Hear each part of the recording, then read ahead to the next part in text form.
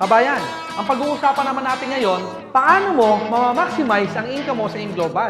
Ang unang tanong ko sa iyo ngayon, meron ka bang walong kakilala na gusto mong tulungan sa AIM Global? Kung sagot mo ay yes, tuturuan kita kung paano mo gagawin ng tama ang negosyo. Halimbawa, may walong kang kakilala. Natural, pag ikaw nag-join sa AIM Global, eto ka, yung gagawin mong left and right group mo, malamang yung apat sa left mo ilalagay. Tama ba ako, kabayan? At malamang, yung apat, ilalagay mo sa right group mo. Tama ba, kabayan? Ang maganda nito, kabayan, yung walo na to, pag lumaki grupo, of course, ang pwede mo kitain, bawat araw, maximum 24,000 pesos per day. Ito yung unang opportunity na pwede mong gawin, kabayan. Mag-join ka at mag-recruit ka ng walo, ganito gawin mo. Pag lumaki network, ang potential income mo, 24,000 a day. Merong number 2 opportunity, kabayan. Kasi kung merong maganda, merong mas maganda. Paano yon? Bigyan ka ng idea. Kung ako halimbawa, bibili ako o magka-franchise ako ng isang magandang kumpanya, let's say Jollibee, sabihin natin, 3 binili ko, bumili ka din ng isa. Pareho ba negosyo natin? Pareho. Pero sino mas malaki kikitain? Akong 3 binili o ikaw na isa? Natural, ang sagot, ako malaki kikitain. Tingnan natin sa AIM Global, sa number 2 opportunity na pwede mong gawin, ang pwede mong bilhin, 3. Paano yon? Ikaw yan. Ang una mong imbitahin, sarili mo. Kasi bakit? Sa negosyo na to, sa experience ko, mas madaling imbitahin ang sarili. Paano? Halimbawa, ako, Andy, mag-join ka sa left, mag-join ka sa right. Alam ka naman tumanggi ko, sarili ko yun. Pag tumanggi ka, may problema ka. Natural, ang gagawin mo, mag-join ka dyan. Malamang, yung left, ikaw yan, and yung right, malamang, ikaw din yan. At pag nangyari yan, ang kailangan mong tao ilan?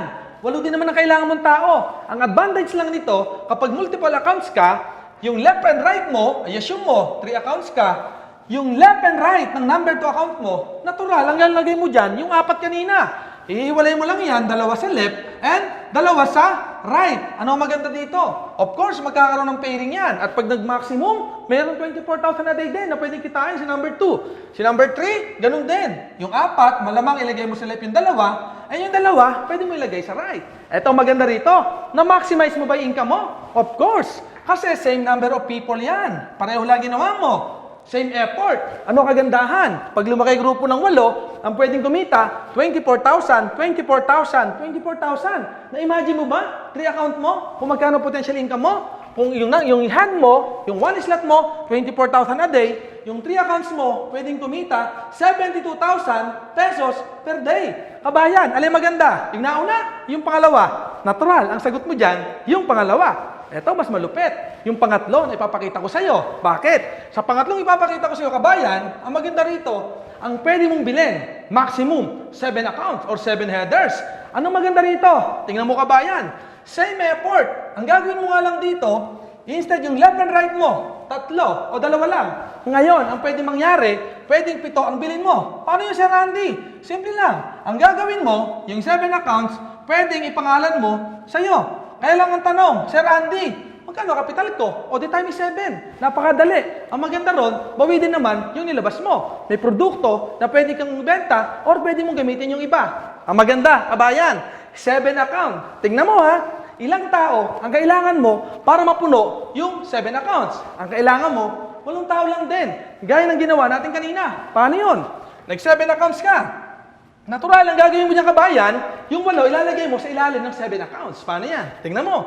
1, 2, 3, 4, 5, 6, 7, 8. Ibig sabihin, same number of people. 8 din ang kinuha mo. Pero this time, pag napalaki mo, yung network ng 8, ang kumikita sa'yo, 7 accounts na maximum 24,000 a day. Or total of 168,000 pesos per day. Kabayan, malamang, siguro ngayon, nag-iisip ka na kung ilang account ang bibilin mo. 1, 3, or 7. Kabayan, para sa akin, kung gagawin mo rin lang yung negosyo, para sa akin, doon ko na sa pinakamaganda. Bakit? Minsan mo lang gagawin and lifetime mo ng pakikinabangan.